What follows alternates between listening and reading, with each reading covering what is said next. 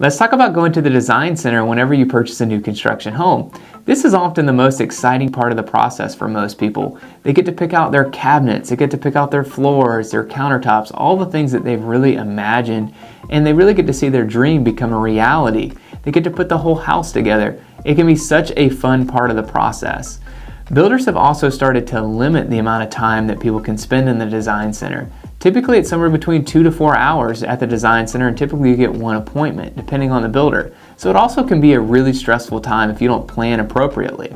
It also can be a time where you go significantly above budget if you're not thinking about all the cost of everything involved. So let's talk about the things that you should do while you're at the design center, before you get to the design center, and the upgrades that you should make while you're there.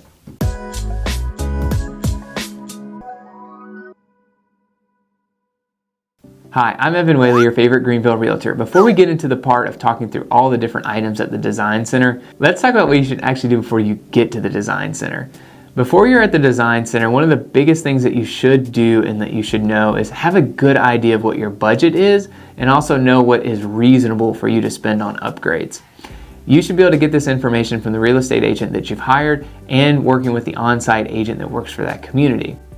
The next thing that I would recommend before you get to the design center is really figure out what your design tastes are. You want to make sure that you have a really good idea of what your style is, what kind of countertops you're looking for, what kind of cabinets, what floorings. Just make sure that you have a good idea of how everything's going to work together, and just start to have some examples. You don't need to pick out absolutely everything, because of course you're going to the design center for a reason, and they may not offer exactly what you're looking for, but just have a good general idea so that you don't go there completely blind trying to make a bunch of decisions in a couple of hours and you have no idea what it is that you actually want.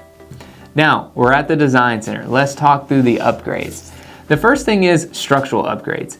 Most new construction builders, especially here in Greenville, but you could be watching this from anywhere, do structural upgrades when you actually sign the contract. These are the things that you should prioritize first. They're going to cost you a lot more money to do after the fact, might even be impossible, and potentially could void your warranties with the builder.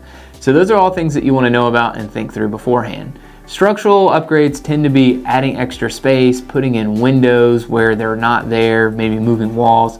Those are your structural upgrades. So those are the first things you should actually budget for to fit into your plan. Let's move on to the kitchen. This is a great area to spend money for upgrades. This is something that normally impacts resale value, increases the livability of a home, and just something that people generally like. It's normally the centerpiece and the focal point of a house. My general advice is to spend the money on upgrades in the kitchen. Now, there are a couple things just to caution you with. Typically when you buy a refrigerator from the builder, it's a lot more expensive than going to buy it from just your local department store. So just keep that in mind. A second part of that to keep in mind is you don't want to buy level 5 everything if you're in a starter community. It just doesn't make sense. You're probably not going to see the return to that magnitude. But outside of that, really get the kitchen of your dreams. Build a really wonderful kitchen. If you want to take cabinets all the way to the ceiling, go ahead and do it. Those things are going to be much more expensive to do after the fact. If you want to put in an apron sink, a farmhouse sink, go ahead and do that now, because your cabinets are going to have to be modified if you want to do that later.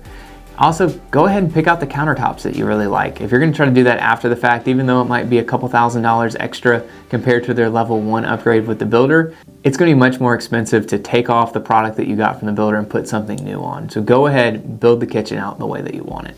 Another thing when we're talking about kitchens is if you're going to do an outdoor kitchen, go ahead and have your gas line, your water, everything run now. You don't want to do that after the fact. It's going to be a lot more expensive, and it's going to create a lot more headaches to try to run all those lines after the fact. So go ahead and have the builder do that. Next, let's go ahead and talk about paint color. A lot of people will actually advise you not to go ahead and do the upgrade for paint. I actually feel the opposite way about this. The reason I say that is most builders here in the upstate charge somewhere between $1,000 to $2,000 to do an upgrade in paint to pick the color that you specifically want. If it's the color that you want, it fits for the house, and it's a great color if you're thinking about potentially reselling it, I would go ahead and do the upgrade. Paint has gotten expensive, so if you're going to repaint your entire house, you might invest that much in paint yourself, and then you have to deal with painting your home after the fact where you might have furniture in there. If you're going to hire a professional painter to paint the house, forget about it. You're going to spend significantly more than that $1,000 to $2,000. Next, let's talk about the doors in the house. I personally don't recommend doing any upgrades to those unless you want them to be taller. If you want your door frames to be taller or wider, whatever the case may be, go ahead and have the builder get that done and get that taken care of. But upgrading the hardware on the doors and upgrading the specific door itself, I find can be much cheaper to do after the fact, and it's not something that's too challenging for a homeowner or a general handyman to do at a very affordable rate. Let's talk about trim and crown molding. My advice on this would really depend on the price point at which you're purchasing a home in. Overall, trim and crown molding can get very expensive very quickly. And it's not something from like an appraisal standpoint that's going to add a substantial amount of value. But it does enhance the feel of the home.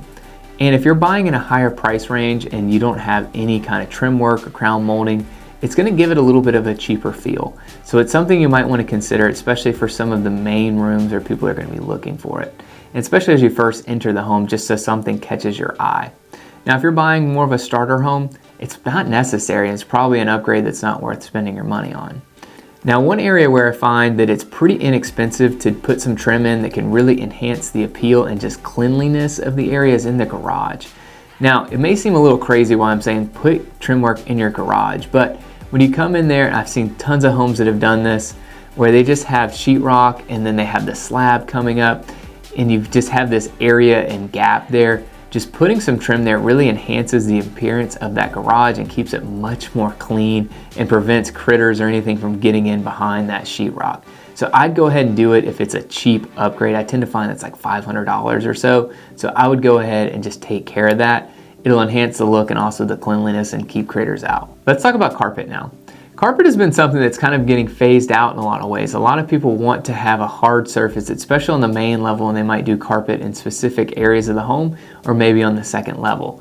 Now, there are people who still really love carpet, especially on that second level. Someone might have kids, they might want some noise dampening area, so they use a carpet. And carpet is more affordable overall. Now, what I would do with the carpet with the builder is I would not go crazy on upgrading your carpet. Typically, builders have a lot of builder grade carpet and they don't have some really high quality products. Now, it really depends on the builder that you're working with, but typically I find most of it is lower grade carpet. An area that you might want to upgrade just so that the carpet lasts longer is the padding. The padding matters a ton of how long that carpet will last, and if you just go with the traditional builder grade padding, typically that carpet will wear really quickly. But if you upgrade it and double the size of the padding, it can give you a lot more longevity in the carpet. Let's talk about hardwood floors or hard surface floors. This one's a little bit hard to give a generalized answer because I found that some builders charge such a premium for this that sometimes it doesn't make sense. In general, most builders will charge you more at the design center for these upgrades than what you can go get them from a local contractor. The issue is that the local contractor may also have to redo trim work and it's going to create a big mess, and if most people are moving into their house, it's not very convenient to have all your furniture taken out and put new flooring down. So this is an area that I really go in between, just depending on someone's life situation and how quickly they're planning to move into the home. More times than not, it makes sense just to go ahead and upgrade the flooring to not have to mess with it after the fact, and you make sure you keep your builder's warranty still intact on your flooring. Let's move to light fixtures. This is an area where I very rarely ever recommend that someone does the upgraded package. Light fixtures tend to be an area where it's just overinflated with the prices, and builders don't tend to have a lot of options. They might have 1 to 4 different package styles, and it's not worth doing the upgrade. Just get your own light fixtures after the fact. Now, the one area where it does make sense to upgrade is if you do plan to have some additional lights. Go ahead and have those done during construction and don't try to do those after the fact. So go ahead and get everything structurally wired correctly the way that you want it. The next area I want to talk about is the tile in a home. Now, if we're talking about flooring tile, you might as well go ahead and do this. It's very similar to the floors. Typically, it's going to create a lot of mess and a lot of heartache and headache to do after the fact. So even though you might be able to save a little bit of money by finding a contractor after the fact to do the work, it's probably just worth having the builder do it, having your warranties on it, and just having the peace of mind. If we're talking about backsplash, backsplash is an area where I see a lot of builders overinflate the price. You could find a contractor, some people even do it themselves for significantly less than what you can find at the design center in most cases. Let's talk about the primary bath. This is typically a very important area for resale and typically for livability as well, very similar to the kitchen. This is a good area to spend money on upgrades. Go ahead and get the primary bath the way that you want it. There might be a couple things here or there where it might be less expensive to do after the fact, but most of this just makes sense from a convenience standpoint and just from the fact of resale value, just to go ahead and get a really nice primary bath. Again, with all the things I said with the kitchen, matching the style and price point of the home. Now, just like the kitchen, there are a couple areas in the primary bath where you might not need to spend the money on the upgrades, one of which being the vanities. Now, if you're doing a double sink and they're doing like custom vanities for you, go ahead, spend the money. But if you're just doing a slide-in vanity and you want to buy it after the fact, you normally have more options. You can find stuff more affordably. Another area you might want to consider is not putting in a bathtub. I'm seeing a lot of people gravitate towards just having a nice large walk-in shower and not having a bathtub in the bathroom. So it really just depends. You want to make sure you definitely have at least one bathtub for a resale consideration, but it doesn't necessarily have to be in your primary bathroom.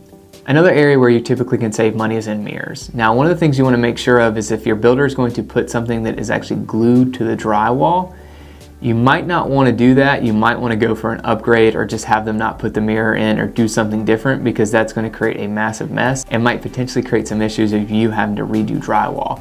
So all the money you might be saving in the mirror, you might be investing in the drywall. So just make sure you pay attention to that. Let's talk about window treatments. This is typically an area where you could save money by buying it yourself than having the builder put it in.